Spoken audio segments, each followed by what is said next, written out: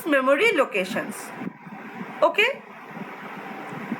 We can also call it a list of elements also, because the data we are storing are gathered together. Let's see some examples of array. Suppose you have a list of students' name. Suppose all the students' name in your class. How can you store it in a contiguous memory locations? Using array only. Same thing goes for some marks in a test. Suppose your class has 100 or 500 students and everybody has get a marks in a test, and we have to store it in some contiguous locations. Then also we will use an array. Similarly, some list of customers and their telephone numbers. There are many more like these examples of array. So, talking technically, how can we understand whether a variable is an array or not? If we can see the subscript operator, that is the third bracket, after a variable name, we will understand that the variable is declared as an array. See here, integer student 100 within the third bracket. What does it mean? This means student is an array which will store integer data type, and it will contain maximum 100 number of elements. I hope that's clear, because this is very basic concepts of array. Now the third bracket that we use to indicate the indices of the array is also called subscript. Let's move on to types of array. Now we know already that there are one-dimensional arrays, two-dimensional arrays, and multi-dimensional arrays. So let's start from one-dimensional arrays. What are one-dimensional arrays? First of all, we use only one subscript to represent one-dimensional array. The general form of declaration is, first we write the data type, then the name of the array, and within the third bracket we declare the size of the array. Now this size indicates maximum number of data that the array can hold, and the data type specifies the data type of the elements that this array will be storing, and the size must be a numerical constant. So that means the size of the array is prefixed here. We cannot store more number of data than the size inside the declared array. Okay? Next, take an example. Say we have a set of 5 numbers: 5, 2, 4, 1, 3. Now, I have already said that if we have to store all these 5 elements together, we have to store it within an array. So here we already know that we have 5 numbers. That's why we will be taking an array of size 5. See here, integer number 5 within the bracket. What does it mean? It means that number is an array which will store maximum 5 integer data. Now let's see how it is stored in the array. Conventionally, we start the indices of an array from 0. Sometimes you can also start it from 1, but in C programming, conventionally we start the indices from 0. So in the 0th position in the array named number, we can see 5 is stored. So what we will write? Number subscript 0 equals to 5. These statements mean the 0th index of the array named number contains the element 5. Similarly, the first index, that is index number 1, contains 2, index number 2 contains 4, index number 3 contains 1, and index number 4 contains 3. Alright? Now, as we can see that the size of array is 5 and we are starting the indices from 0. So, the last index will be 5 minus 1, that is 4. If we count 0 to 4, we can see there are 5 elements, right?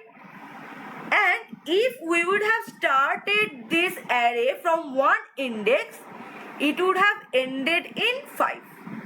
So it's either 0, 1, 2, 3, 4 or 1, 2, 3, 4, 5. Okay?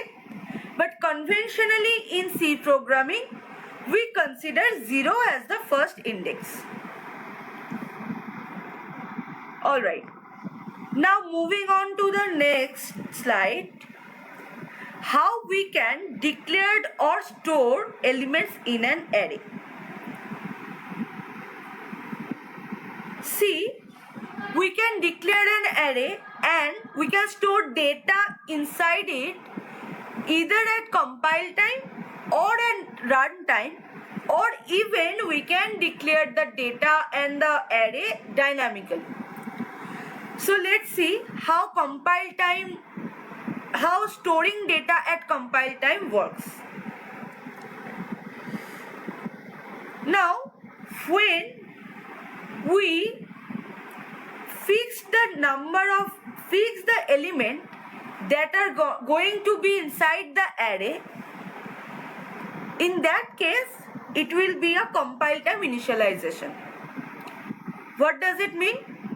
We first declare the data type, the array name and the size of the array, and after that we put a equal to operator, and after that we will write all the values that we wish to be inside the array within a second braces. Okay? And the values will be separated by commas. Now let's see an example of that. Here, integer number 3. 3 means the size of the array will be maximum 3. So we cannot declare more than 3 numbers here. So here we have declared equals to second bracket, within second bracket 4, 5 and 9. How it will be stored inside the array? 4 will be at 0th index, 5 will be at first index and 9 will be at last index, as 2 is the last index here. So this is how we can declare an array which is initialized at compile time. Why it is at compile time? Because whenever this statement is being compiled by the compiler, it will assign the values within the array indices. As simple as that. Understood? Now, what if we declared an array of size, suppose 10, and inside this second bracket we have put only 5 numbers. So in that case, the 5 numbers will be initialized starting from 0th index only, and it will go up to 4th index, 0, 1, 2.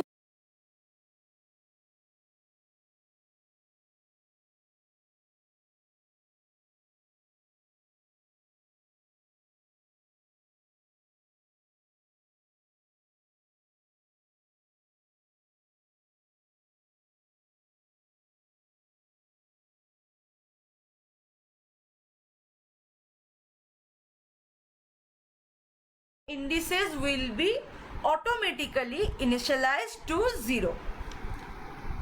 Okay, so this is a simple compile time initialization for one dimensional array. Now let's see some more example here.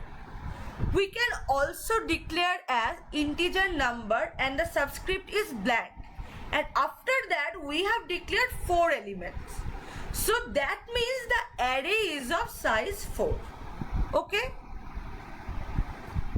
now till now we have only discussed about integer arrays, and we have already told that array can be of any data type, be it a character, be it a float, be it a double, anything.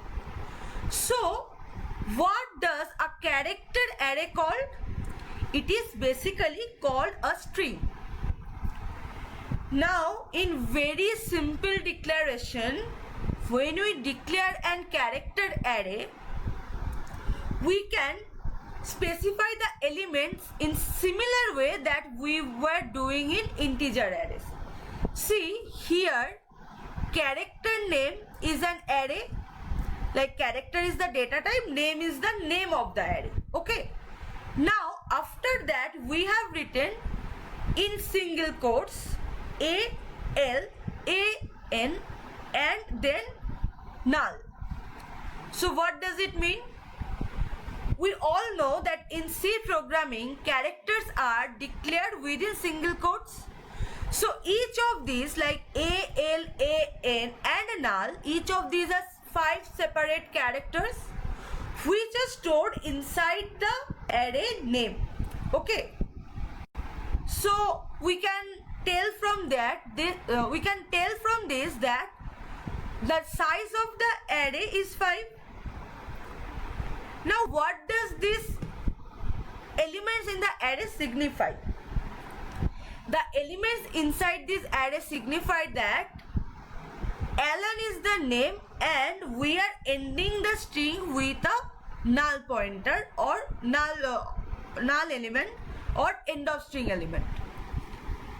So the character array here, it has A at its 0th index, L at first index, again A at 2, N at 3 and the null at 4. So that means the name Alan and it ends with the end of string null element. So we can also write it as Alan in double quotes. In double quotes it means Alan is a string, and we always know that a string always end up with a null. So here also the name, the character array name contains 5 elements A, L, A, N and null in the 5 of its indices.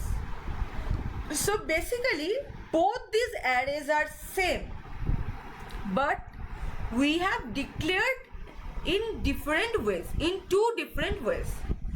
One, we have done each character, one we have declared each character separately, and in the later one we have just declared the entire string as a whole. Both of the array contains exactly same elements. Okay, now let's move on to runtime initialization. In case of runtime initialization, what happens is a user can give input inside the array. Like the array elements are not predefined. Okay, while the program is executing, the user has the option to input the array elements. So how can we do that? Initially we have declared an array of 100 elements called A here, and then we will start a loop, be it a while loop or a for loop, whatever, and the loop will continue the number of times the user want to give input. Okay, here we can see that from 0 to 100, less than 100, that is 0 to 99, okay, 100 times. The loop will be executed 100 times from 0 to 99, and each time we will scan a user input and put it inside the array index. When I is 0, the input will be at index 0. When I is 1, input will be at index 1, and so on. So this is how user can give input to array.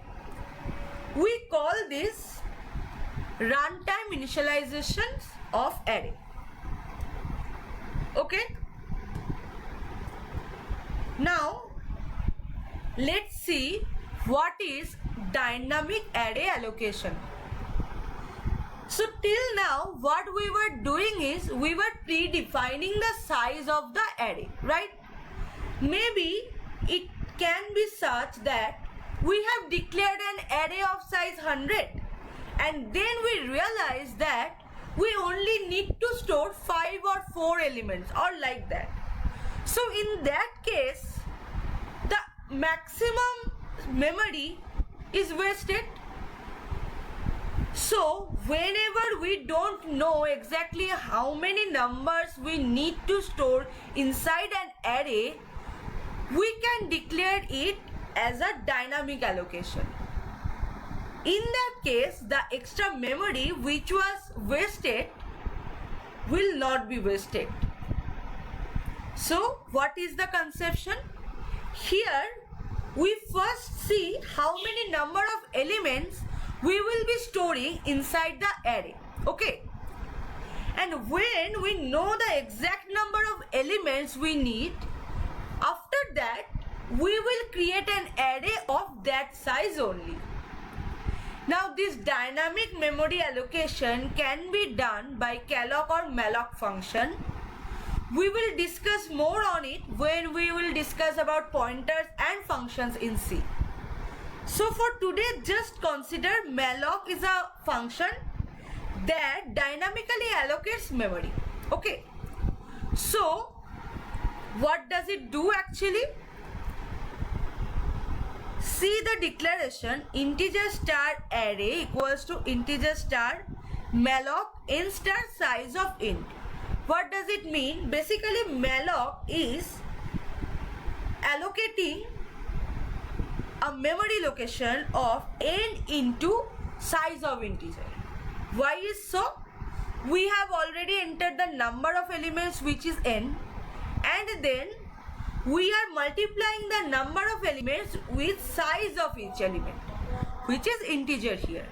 Okay, so the total memory location we will be needing is n into size of integer, right? So malloc is basically allocating that much memory. Now after allocating the memory, malloc will return a pointer that is the very starting address of the memory allocation. See, if we consider this one, if we consider this array, 5 is the first element that is stored. Suppose the address of this is 100. So in dynamic allocation scenario, malloc will return the address 100 after allocating the memory. Okay.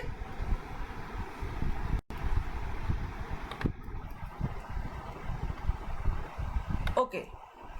Now we will discuss more about these pointers and all when we will be discussing pointers and functions. But just for your knowledge, dynamically arrays can be allocated using such declarations. Okay. Now next, that's all for one-dimensional arrays. Next we have two-dimensional arrays. Now what is the difference between one-dimensional and two-dimensional arrays? It is nothing but we use a single index for 1D arrays and two indices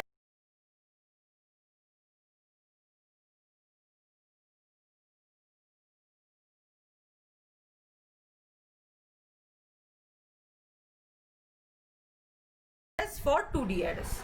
We can see that 2D array is nothing but a collection of one-dimensional arrays. 2D array has rows and columns, and every row we can consider it as one-dimensional arrays. So we can say that 2D array is nothing but a collection of one-dimensional arrays.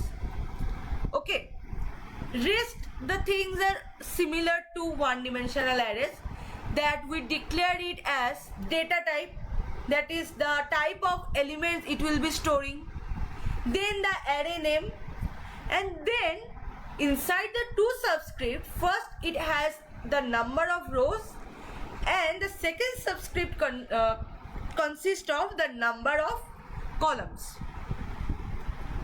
Okay, see here in table 2, 3, this means integer is the data type of the elements that is to be stored, and table is the name is 3 columns. So that array table has 2 rows and 3 columns. We can declare an array like this in C programming. Okay. Now let's take an example here. Say we have an array integer table, and 2 and 3 means 2 number of rows and 3 number of columns. We can see in the picture that the 2D array has 2 rows and 3 columns. So here in case of compile time initialization, what we will do is exactly same as 1D arrays. See here, after the declaration we have written equals to, and inside the second brackets 1, 2, 3, 4, 5 and 6. Now how it will be stored? See, first 1, 2, 3 will be stored in the first row, and 4, 5, 6 will be stored in the second row. It will be stored in that order. Okay. So the very first element is 1, which is at 0, 0 index. 0, 1 index has 2, 0, 2 index has 3, 1, 0 has 4, 1, 1 has 5 and 1, 2 has 6. So it is very simple to understand that whatever we are writing inside the second bracket, it will start to be stored from 0, 0 index, and it will be stored row wise. Okay. We can also write it as, see in the last line, it is showing that 1, 2, 3 is separated by a bracket and 4, 5, 6 is again separated by another bracket. So this is just to simplify and make it way too easy to understand that what elements are being stored in which rows. I hope all of you are understanding what I am saying here, because this is a very simple initialization for 2D arrays. Now, what happens if we consider this statement? Integer table, we have not mentioned the number of rows, but we have mentioned the number of columns. We can do that in 2D arrays, that we can omit the number of rows, but we have to declare the number of columns. So in that case, when we are declaring such array and initializing it with 1, 2, 3 and again 4, 5, 6, the compiler will understand itself that it has 2 rows specifically, because there are 3 columns. So if we divide these 6 elements in 3 columns, it will get 2 rows. So the compiler will get it by itself, seeing the declaration that the array has 2 number of rows. That's why we can omit the number of rows, but we have to declare the number of columns. This is for 2D arrays.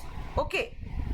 Now suppose we have a 2D array of 2 rows and 3 columns, and we have only initialized 3 elements there.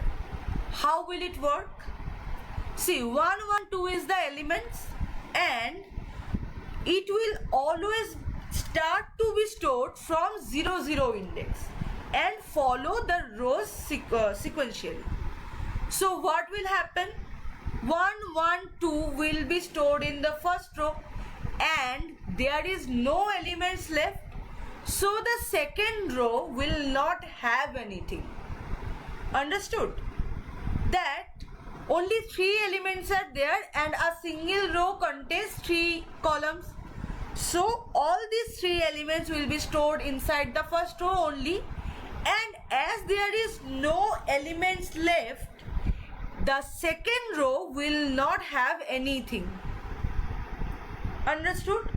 Now suppose here instead of 3 elements we have 4, like 1, 1, 2 and 3. These are 4 elements. Suppose what will be the scenario then? It will be stored as 1, 1, 2, and the element 3 will be stored in the second row, first column. Understood? So the elements will be stored row wise, and it will be stored sequentially after one row and another.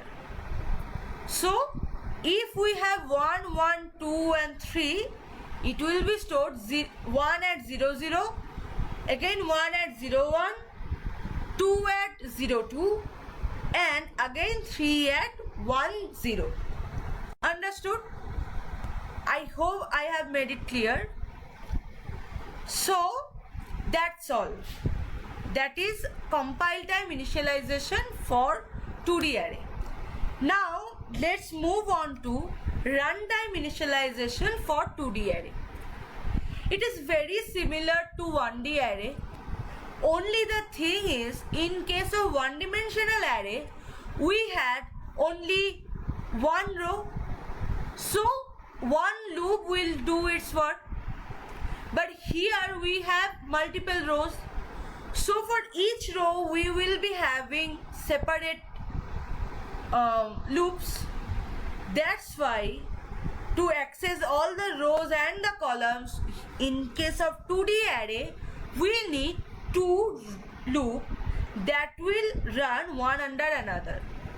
See here what is the concept. Suppose integer a, 10 and 5. This is a 2D array.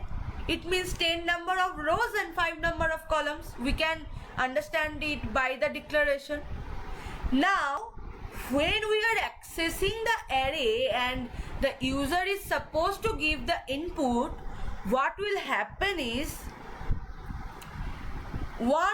I equals to 0 to 9, that is the outer loop will be executed for the rows, and the inner loop, that is 0 to 10, sorry, it will be 0 to 5, sorry, 0 to 4, that is 5 number of columns. Now the inner loop will be executed for the columns. So how it will happen? Starting from the outer loop, initially I is 0, that is we are accessing the first row now, 0th row now. Okay, so it comes to the inner loop and j equals to 0. So first element will be 0, 0. First element will be of the index 0, 0. So whatever the user is giving input via the scanf function, it will be stored in the index 0, 0. Moving to next, we still have I equals to 0 and j equals to 1. So it is the second index of the first row. The user input will be stored there. Similarly, moving on, we can say that I equals to 0, j equals to 4, that is the last index of first row. Okay, and the user input will be stored inside that index only. Understood? So when j have reached 4, it will come out because the condition will fail. So it will come out to the outer loop and I will be increased. So what is happening here? First we completed entering elements in first row. After that we have came to the second row, that is I equals to 1. Again starting from j equals to 0 in the inner loop, that means second row first index, second row second index, and so on. Like that the user inputs will be stored inside the 2D array. You can run it in your computer or just write it to see how actually the elements are being stored. So you will understand it better when you will do it yourself. Okay. So this is how runtime initialization happens. Basically when we use it is when we do not know the elements to be stored before starting the program, like that. So in that case user only have to give input while the program is executing. So in such scenarios we cannot use static initialization, that is compile time initialization. We cannot use that. So we have to run 2 or 3 or whatever number of loops depending on the dimension of the array, and the user will give input accordingly. Now moving to next, dynamic array allocation for 2D arrays. We have already seen dynamic allocation for 1D array using the function malloc. So here also the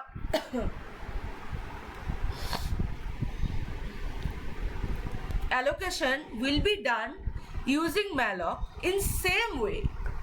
Just the difference is in the size of the array.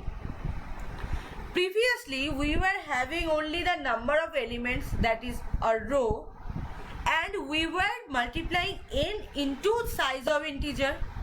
That will be the entire memory for our array. Here we have n number of rows and m number of columns. Alright, so we will be obviously needing n into m number of memories of integers, like right. So what will be the actual size of the required memory? N into m into size of integer, right? Because n number of rows and each row contains m number of columns, so total m into n elements, and each element is of size of integer, so total memory required is n into m into size of integer. This also malloc allocates and return the very starting address of the allocated memory locations. So we will discuss further on it when we will be studying pointers. You will understand better how malloc actually works. But this is just the concept of dynamically allocation of memories inside an array, so that no extra space is actually wasted. Okay. Now moving to the representation in the memory. See, we can declare 2D, 3D or multi-dimensional arrays while programming, but when it is stored in the memory, it will be stored linearly, like a 1D array only. So there must be some representation, because otherwise the rows and columns will all be messed up. So that declarations are row measure and column measure. Consider this 2D array here. It contains 1, 2, 3, 4, 5, 6. So when the elements are stored inside an memory as row measure representation, the elements will be stored row wise. See, 1, 2, 3, 4, 5, 6, comma separated. So it will be stored row wise. And whenever it is stored in column measure manner, it will be stored column wise. See, 1, 4, 2, 5, 3, 6. Understood what happens here? Now, here we have some formulas to calculate actually what will be the address of an element inside an array, depending on whether it is row measure representation or column measure representation. Okay, what does it show? B plus W into equation where B is the base address, that is the starting address of array. Okay, and W is the size of each element in the array. Alright, now if we have started the index from 0, 0, then the address of Aij element is B plus W into M into I plus J. And in case of column measure, it will be B plus W into N into J plus I. And when we have started from 1, 1 index, the I will be replaced by I minus 1, J will be replaced by J minus 1. Rest are same. So let's just elaborate these formulas with an example so that you can understand better. Now, suppose we have here a 5 cross 5 2D matrix, that is 5 number of rows, 5 cross 4. 5 number of rows and 4 number of columns. Let's say the address of 0, 0 index is 100 and we have to find the address of A of 2, 3. Okay, that is the element 12, the third row and the last column. The element is 12. We have to find its address. Now, if it is in row measure representation, the address will be, let's count, 1 is at 100, 2 is 102, 3 is 104, 4 is 106, 108, 7 is 110, 6 is 112, 5 is 114, and 9 is 116, 10 is 118, 11 is 120 and 12 is 122. See, using the formula we also get the same value. How does it work? To come to ith row, we have to cover I minus 1 rows and each and every element in I minus 1 rows. So it will be I minus 1 row into number of columns, and when we have reached the row, the target row, to get into the ith element, to get into the jth element in ith row, we have to cross j minus 1 elements in ith row. So it is easy to understand when we are using starting from 1, 1 index, that we have to cross all the elements of I minus 1 number of rows and j minus 1 number of elements in ith row. See, just count these elements address and you will understand what I am saying. Just count it by yourself, that one has been stored in 100th location and what will be the location of 12 in case of row measure, when we are just storing the elements row wise, first row, second row, third row and so on. Okay, now similarly, when we are storing elements in column measure style, it will be like that.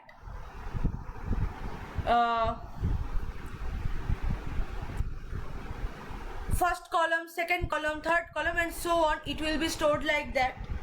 So what will happen to come to I comma jth elements? To find I comma j element, we have to cross j minus 1 number of columns first, because it is storing elements column wise. So to come to jth column, we have to cross j minus I number of columns, and then in jth column, when we have to access ith element, we have to cross I minus 1 number of element in jth column. You are understanding what I am saying? You can calculate the address by yourself. See, in case of column measure representation, just start 1 as 100 and go to 12. How? 1 is 100, 8 is 102, 9 is 106, 16 is 106, 17 is 108, 2 is 110, 7 is 112, 10 is 114, 15 is 116, 18 is 118, 3 is 120, 6 is 122, 11 is 124, 14 is 126, 19 is 128, 4 is 130, 5 is 132, and 12 is 134. See, we have counted the memory locations and we get the exact same value using the formula only. So the formula works like that. You can take any example and try these formulas by yourself, and you can just write the memory allocations, and you can count the memory locations also. You will understand better doing it by yourself. Okay. Now next we have matrices. 2D arrays are also called as matrix. There are a few types of matrix that you may need while doing some competitive coding, which is required for pre-placement trainings. So let's just discuss a few types of matrix. First, sparse matrix. What is a sparse matrix? A sparse matrix is when there are the number of zeros inside a matrix is 2/3 of its total number of elements. Suppose you have 12 elements in an 2D array, and you have to have 2/3 of 12 elements, that is 8 elements. At least 8 elements should be 0. Then only we can call that matrix as sparse matrix. See, here we have 12 elements and we have 9 zeros. So this is definitely a sparse matrix. Okay. Next we have square matrix. What is a square matrix? When a 2D array has equal number of rows and columns, like 3 rows 3 columns, 2 rows 2 columns, 10 rows 10 columns, those matrices is called square matrix. Next we have diagonal matrix. What is a diagonal matrix? If a square matrix has only non-zero elements at its diagonal elements, and other than the diagonal elements, all the elements are 0, in that case that matrix is called diagonal matrix. So a diagonal matrix has to be a square matrix, and it has to have non-zero elements only in the diagonal elements. See here, 5, 1 and 4, these are the diagonal elements, and these are the only non-zero elements in the matrix. All other elements are zeros. So this is a diagonal matrix. Next, move on to scalar matrix. What is a scalar matrix? When all the diagonal matrix are equal to, all the diagonal elements are equal to one another. See here, it has only the diagonal elements and the elements are all 5. So this is a scalar matrix. So a scalar matrix has to be a diagonal matrix. Moreover, all the diagonal elements have to be equal to each other and all other elements will be 0. So this is a scalar matrix. Now next we have identity or unit matrix. What is it? It is also a diagonal matrix, but in case of identity matrix, all the diagonal elements should be only 1. No other elements will be there. Only the diagonal elements are there. They should be all 1 and all other elements are 0. So such matrices are called identity matrix or unit matrix. Here we have a 3x3 identity matrix and a 2x2 identity matrix. You can see only the elements are here is the diagonal elements and all are 1. Rest are all 0. So this is identity matrix. Next we have triangular matrices. What are triangular matrices? There are two kinds of triangular matrix. One is lower triangular, one is upper triangular. In case of lower triangular, all the elements below the diagonal is non-zero and all the elements above the diagonal is all 0. So basically triangular matrix are also square matrix, where in case of lower triangular matrix, all the elements below the diagonal elements are all non-zeros and above the diagonal elements all are zeros. So this is lower triangular. We can also see an example here that 1, 2, 3, 4, 5, 6. This is forming a triangle and which is below the diagonal, right? And the above the diagonal all the elements are 0. So this is a lower triangular matrix. Now in case of upper triangular matrix, the case is exactly opposite. See here, all the elements above the diagonal is non-zero and all the elements below the diagonal is 0. So we can also see here that the below what it is showing, the second matrix is 1, 4, 6, 2, 5, 3. It is already forming a triangle, but it's above the diagonal. Below the diagonal, everything is 0. So such matrix is called upper triangular matrix.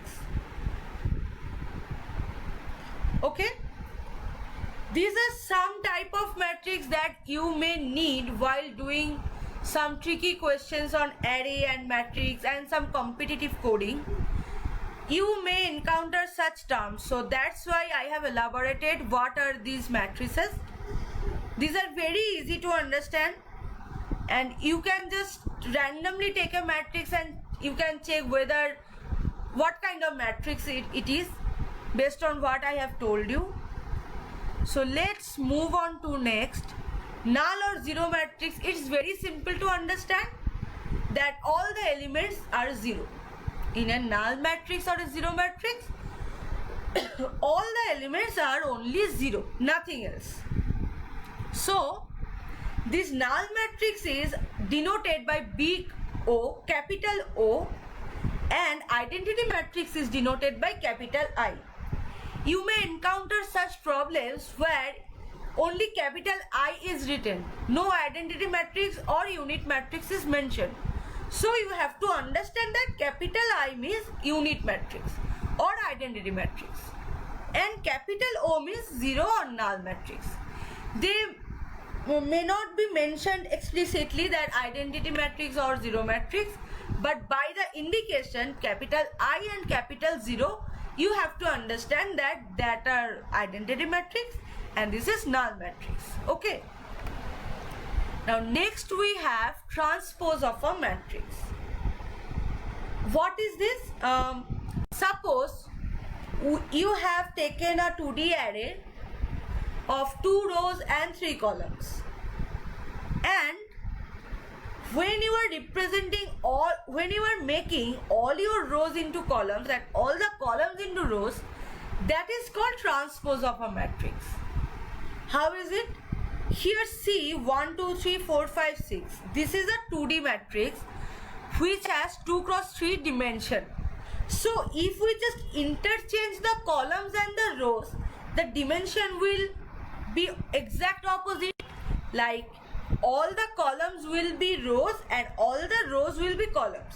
So in that case, if we take a transpose of this matrix, the number of columns will be 2 and number of rows will be 3.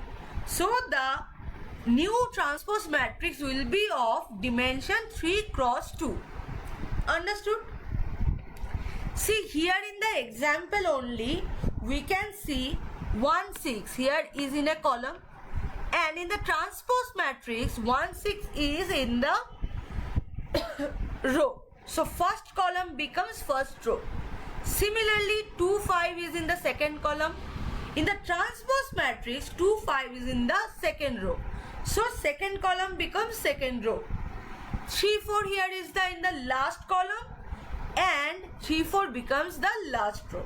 So first column becomes first row, second column becomes second row, and the last column becomes last row. We can also say it in another way that 1, 2, 3 is the first row and it has become first column. 6, 5, 4 is the second row, it has become the second column.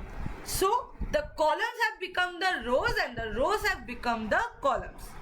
That is exactly interchanging the rows and columns. This is transpose of a matrix. So that's all one-dimensional and two-dimensional arrays. These are very basic concepts and very easy to implement. In your assignments, you will be having today some tricky questions where you have to just, they are easy problems but have a little bit of tricks inside it, so that you have to just think what operation you can do to get the output. You will be having such 5 assignments in your HackerRank today. So try to perform all the assignments within the time, because it will be beneficial for you only. So next, move to the multi-dimensional array. It is exactly same as one-dimensional, two-dimensional arrays. Only the difference is here we have more than 2 dimensions. That is, more than 2 subscripts are required to represent this. In general form, that is same as data type. That is the type of data elements it will be storing. The name of the array, and then there are n number of dimensions, S1, S2, S3 and so on. Each of the dimension are same as, these all are same as 1D and 2D arrays. Just the difference is here, instead of 2 we are having more and more dimensions. So this is basically an example. So it is quite difficult to represent diagrammatically the n-dimensional array, but you can think a 3D array as a square or as a cube. See, cube has a length, width and the height, and you can think a 3D array as a cube, where we were considering 2D array as a collection of 1D arrays, and we can consider 3D array as a collection of 2D arrays. Understood? So you just create a cube in your copy and think of it as a collection of 2D arrays. You will understand the concept of 3D arrays very clearly then. Here integer survey is a 3D array and float table is a 4-dimensional array. So 3D array is 3, 5, 6. So 3 is the number of rows here, 5 is the number of columns here, and 6 is the how many number of 2D arrays we have, like the width in a cube. Okay. And from 4 and more dimensions, it is quite difficult to write or draw the matrices or the arrays, but you can picturize it by yourself that how it would be a collection of 3D arrays, a collection of 4D arrays or 5D arrays, like that. So we can clearly draw up to 3D arrays and we can understand 3 rows, 5 columns and 6 is the width, that is 6 number of 2D arrays are there. But further it is quite difficult to draw the things. So that is multi-dimensional array, and everything for these arrays are exactly same. Only difference is the number of indices and number of subscripts, and when the number of subscripts or number of dimension change, the number of loops in runtime initialization increases. See, for 1D array we have only 1 loop, for 2D array we have only 2 loops, for 3D arrays we will have 3 loops, and so on, like that. So these are the only differences, and rest are exactly same. The data types, the number of elements, the array name, exactly same. So that is all we have in array in C. So this is very basic concepts of array, and you will be having some tricky questions all based on these concepts, these basic concepts only in your competitive coding. Whenever you encounter an array question in competitive coding, in a way or other, it is based on all these basic concepts only. Okay, so in next class we'll be discussing about pointers and functions and all, and then you will understand more clearly the concept of malloc. So for today that's it.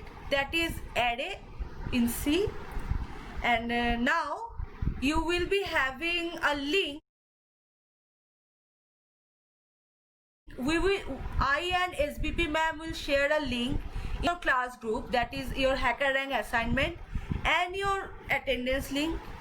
Please make sure that everyone is doing your assignments and giving your attendance, and the attendance link will be available up to end of this class, that is 11:20, and the HackerRank assignments will be available today only, like up to 11:30 PM at night.